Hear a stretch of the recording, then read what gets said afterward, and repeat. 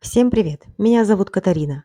Сегодня я хочу рассказать вам о том, как создать вот такое вот зеркало в стиле лофт своими руками, а точнее раму для этого зеркала из декоративных плиток, которые мы изготовим с вами самостоятельно. Если вам это интересно, оставайтесь со мной. Ну что же, приступим к декорированию самой плитки. В первую очередь нам необходимо определиться, какую плитку мы будем использовать. Деревянную, керамическую или из МДФ. В нашем случае рекомендую использовать деревянную или из МДФ. Из МДФ это вот такая вот плиточка. Она здесь уже задекорированная, но просто как для примера покажу. Она очень легкая. Вот оборотная сторона этой плитки. Так она выглядит, МДФ. Она легкая, но при этом объемная. А вот просто деревянная фанерная плиточка.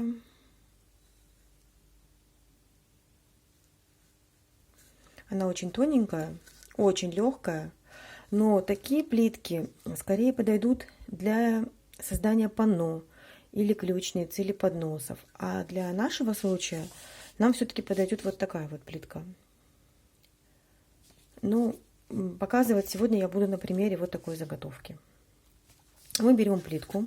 Вот мы определились, допустим, нам нужна вот такая или вот такая. Почему я не рекомендую керамическую плитку? Она выглядит вот так же, как вот эта плитка. Она объемная, но она тяжелая. А вот эта плиточка очень легкая. Вот эти плитки две, они очень легкие. Поэтому я рекомендую все-таки использовать их. Мы берем грунт. Нам он понадобится для чего? Мы должны сцепление с поверхностью для нанесения следующего слоя улучшить, чтобы каждый следующий слой ложился лучше. Мы грунтуем поверхность, берем любую сторону, вот эту, обычным грунтом, в моем случае вот такой грунт акриловый. Они довольно быстро сохнут, хорошо наносятся. Берем синтетическую кисть и вот таким вот образом распределяем грунт. Можно использовать губку, но в нашем случае это совершенно не обязательно, потому что поверхность будет задекорирована.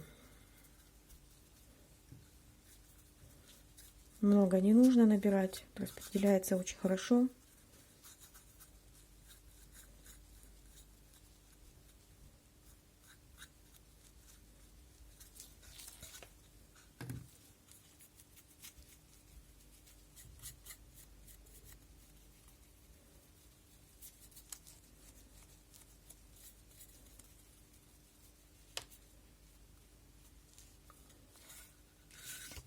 Мы нанесли грунт и оставляем плиточку полностью просохнуть. Но это около 15-20 минут. Моя плиточка полностью просохла, и для следующего этапа нам понадобится шпатлевка по дереву.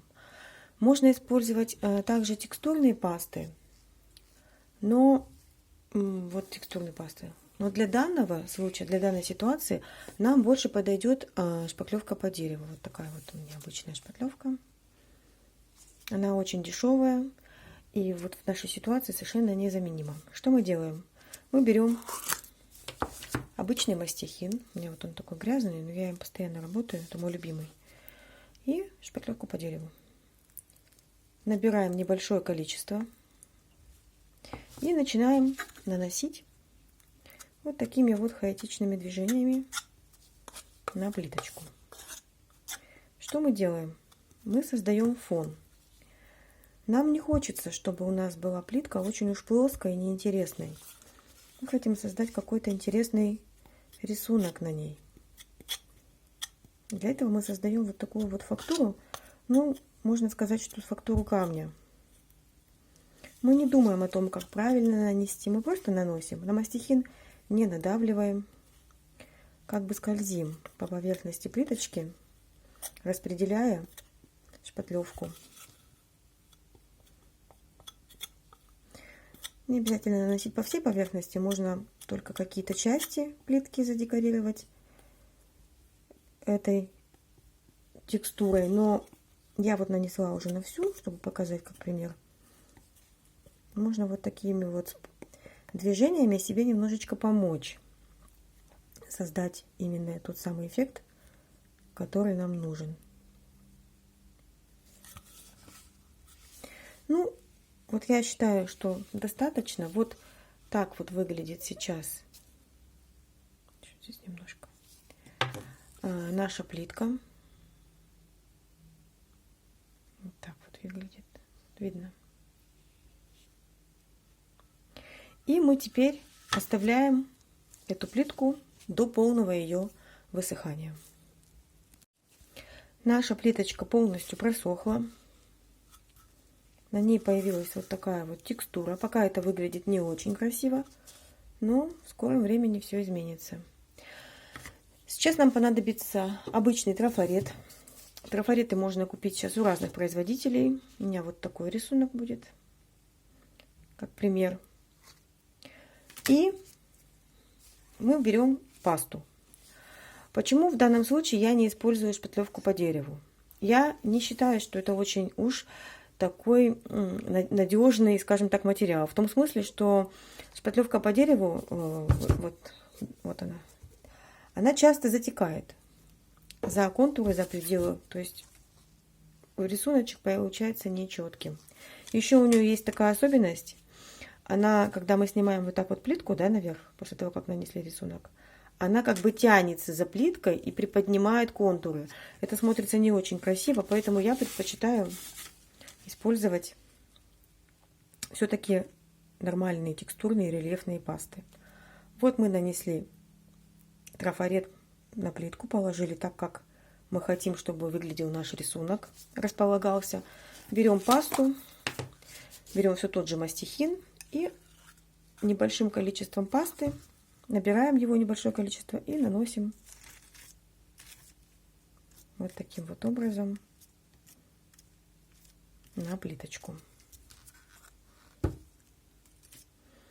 Много материала набирать не нужно, она достаточно пластичная, эта паста, хорошо распределяется. Производители разные, я использую абсолютно разные пасты разных производителей, и текстурные, и рельефные. Мне очень нравится, какие сейчас материалы производят. Выбор огромный. Вот так мы аккуратненько нанесли. И теперь снимаем трафарет с нашей плиточки. Все. Рисуночек, как видите, очень четкий. Все границы ровные. За собой трафарет не потащил эту пасту. Она осталась вся на месте. И теперь таким образом мы оставляем плиточку до полного ее высыхания. Трафарет после использования нужно обязательно промыть сразу же проточной водой обыкновенной, для того, чтобы смыть пасту, шпатлевку. Таким образом трафарет прослужит вам очень-очень долго, и вы неоднократно будете его использовать. Что мы сделали? Мы нанесли с вами рисунок трафаретный и ждем, когда просохнет он. Что я хочу показать? Вот у нас есть ведь не только такой, да, вариант трафаретного рисунка. То есть там, где у нас есть свободная от трафарета поверхность. Может быть рисунок другим, например, вот таким. В этом случае рисунок трафаретный занимает всю поверхность плитки. Он сам по себе рисунок довольно яркий такой, и нет никакой необходимости наносить, то есть создавать вот эту фактуру камня, которую мы с вами создавали. Мы можем этап этот пропустить и просто на загрунтованную поверхность нанести трафаретный рисунок. Просто потому что вот эта фактура, она потеряется на фоне этого яркого рисунка. И даже не только потеряется, но и она сломает общую картину. То есть вот этот вот рисунок будет размытым и потеряется тоже на фоне вот этой вот фактуры, которую мы создаем. Поэтому я вот для примера сделала еще одну плиточку, нанесла вот такой вот активный рисуночек. Теперь мы ждем, когда плитки просохнут, и будем заниматься следующим этапом. Наши плитки полностью просохли. Мы смотрим, что мы видим. Рисунок нанесен очень ровно, ничего нигде не затекло. Все очень выглядит аккуратно. Но так может быть не всегда. В зависимости от того, какой материал вы используете, могут возникнуть какие-то неровности, неравномерное нанесение рисунка, бугорки, может быть, какие-то, или сильно выступающие контуры. В таком случае на помощь придет мелкая наждачка. Просто пройдитесь ею по поверхности рисунка, как бы снимая все неровности и шероховатости. Сильно надавливать не нужно наждачкой, очень-очень аккуратно. Мелкая, но это 240, 220. Вот, грубее уже не надо. Следующим этапом мы будем наносить краску. Краску мы будем наносить на всю поверхность плитки. Я очень хотела найти такой цвет, знаете, очень глубокий зеленый, на грани с серо-черным. Но именно такого оттенка я никак не могла найти ни у одного производителя. И я приняла решение, что я буду смешивать краски.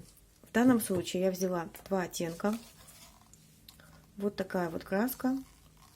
Это краска разных производителей. Это Fractal Paint, а это ProArt. Песня русалок оттенок и черный.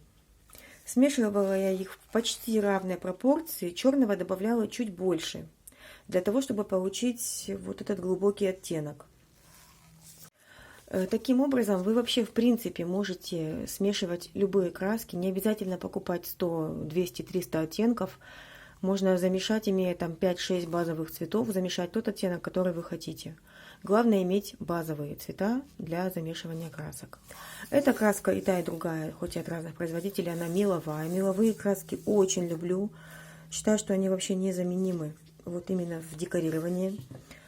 Сохнет такая краска очень-очень быстро. Буквально 15-20 минут она полностью высыхает. Имеет такую вот матовую поверхность, бархатную. Но есть один нюанс. Меловые краски всегда на финише, то есть в сухом виде, выглядит темнее, чем вот в баночке, чем в мокром виде. Это нужно учитывать, когда будете замешивать краску. Понимаете, что ваш результат конечный будет темнее, чем вы сейчас видите на вашей палитре. Берем любую поверхность, палитру, тарелочку, одноразовую посуду, что хотите. И начинаем смешивать краску. Я беру небольшое количество зеленой красочки.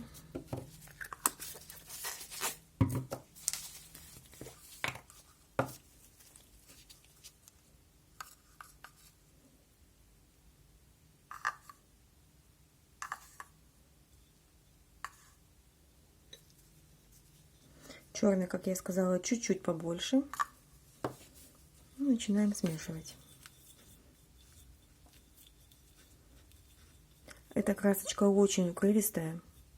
Она перекрывает буквально в один слой. Я красила ей мебель. Ее мебель этой краской. Осталась очень довольна результатом. Она продается в разных объемах. От 50 или, по-моему, даже 20 миллилитров. И там заканчивая килограммовой весовкой. То есть очень-очень удобно. Вот мне кажется, что цвет еще недостаточно темный, поэтому я добавляю еще черной краски.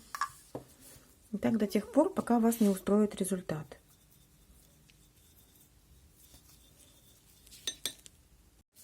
Вот меня полностью устраивает результат. Я понимаю, что красочка после высыхания еще немножко потемнеет. И начинаю наносить ее на поверхность.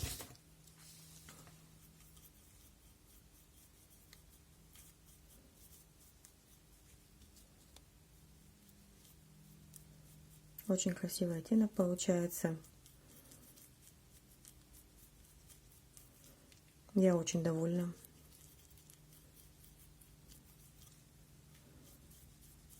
Сейчас краска немножечко такой сатиновый имеет как бы финиш, но когда она высохнет, она станет полностью матовой. Это то, что мне очень нравится. Я люблю такой финиш. Я даже когда мебель перекрашиваю, тоже всегда использую матовые краски, меловые. Вы видите, как хорошо наносится краска. То есть понадобилось совсем небольшое количество.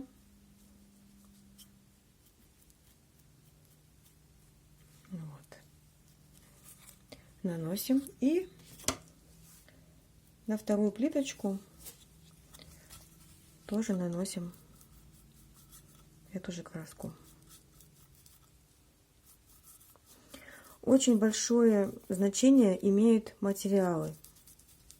Если вам легко работать материалом, то это всегда, чаще всего, почти всегда, это будет результат очень удачный, то есть то, чего вы хотели. Если вы мучаетесь, вам приходится там чего-то изгаляться, изобретать, как-то с материалом очень трудно вам работается, то нужно просто сменить поставщика, сменить производителя. Я частенько так делаю. Если я чувствую, что мне что-то не подходит, какой-то материал, я просто его больше не покупаю. Сейчас на рынке очень много всего. Нет необходимости, в общем-то, мучиться с какими-то неудобными материалами.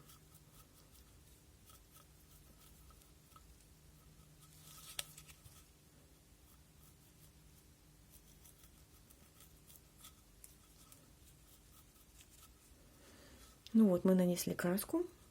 Теперь будем ждать полного ее высыхания. Ну что, наши плитки полностью просохли. Вот здесь кое-где не прокрасилось, но ничего страшного, мы сейчас это с вами все исправим.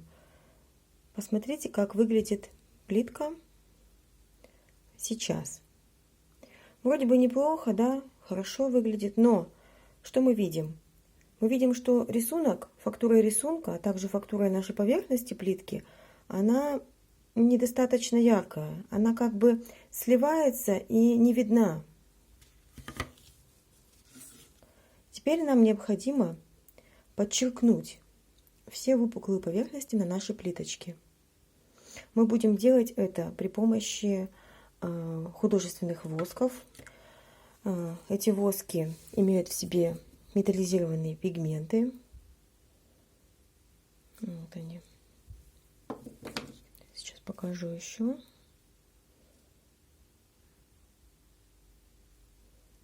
Вот такие воски.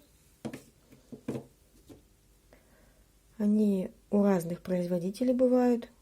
Очень качественные, хорошие воски. У меня воски разных производителей. Их сейчас на рынке достаточное количество оттенков и фактур. Что мы будем делать дальше? Дальше мы берем плиточку, берем воск и пальчиком набираем воск и наносим на выступающие поверхности плитки. Что мы видим? У нас проявляется рисунок.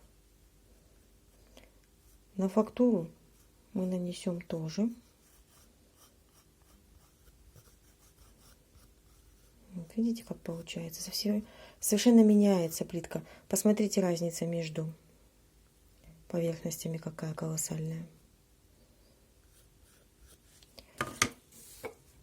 Набираем еще. Я наношу пальцем, даже перчатку, как видите, сняла, потому что я в перчатке вообще не чувствую, как я наношу воск. То есть кто-то наносит ветошью, кто-то наносит кистью. Я для себя уже давно определилась, что я наношу только пальцем. Для меня лично это единственный оптимальный вариант. Посмотрите, как выглядит поверхность. Теперь наша текстура камня проявилась. То есть до этого у нас ее не видно было. А сейчас вот как здорово выглядит. Вот таким образом мы наносим по всей поверхности этот воск. У меня уже заканчивается. Вот этот данный, именно конкретный воск в оттенке благородная пыль. Название даже красивое. Воск красивый, название. Ну вот, посмотрите, что у нас получилось. Мы можем там уже, конечно, как-то поглубже куда-то. Но на самом деле вот таким вот образом теперь выглядит наша плитка. Кто-то сказал мне, что это похоже на джинсу. Не знаю, правда нет, но у кого-то вот такая ассоциация была. На вторую плиточку мы теперь наносим точно так же воск.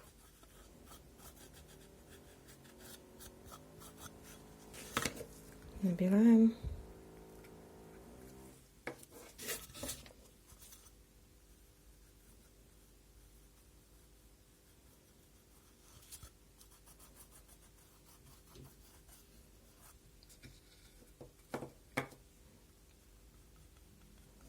Наносится он очень легко.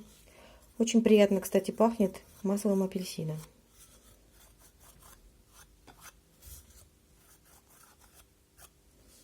Посмотрите, что получается. Можем даже вот сюда вот еще немного нанести.